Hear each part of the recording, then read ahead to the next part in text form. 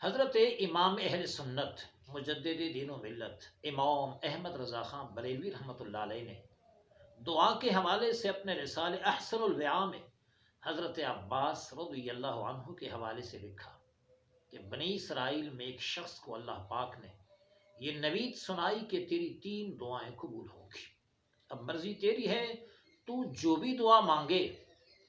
اس کی بیوی خوبصورت نہیں تھی، اس نے بیوی کو دیکھا اور رب سے سوال کہ یا اللہ اسے حسین و جمیل بنا دے۔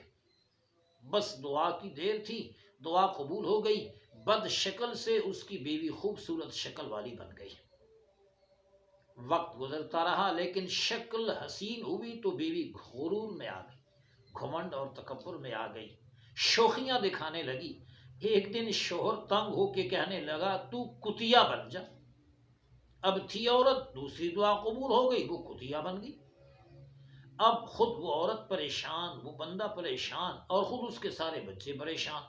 بچے اصرار کرنے لگے ابا جان دعا کریں اللہ پاک اس کو اپنی شکل دے دے۔ باپ مجبور ہوا، بارگاہ الہی میں ہاتھ اٹھائے، یا اللہ اس کو اپنی شکل عطا فرما، سانپ کا شکل دے دے۔ لہٰذا پھر وہ عورت بن گئی۔ اس طرح اس کی 3 دعائیں مفت میں گئیں، اسے فائدہ نہ ہوا۔ بیوی کو پہلے حسین بنایا، پھر کتیا بنایا، اور پھر اس کے بعد وہ اپنی شکل پر واپس آ گئی تو اس کا تو کوئی فائدہ نہ ہوا۔ اللہ دعا قبول کرے تو ایسی دعا ہو کہ جس کا آخرت میں بھی بھلا ہو، دنیا میں بھلا ہو۔ رب دعا کی قبولیت کی نوید سنائے اور ضائع ہو جائے، یہ بات انتہائی افسوسناک ہے۔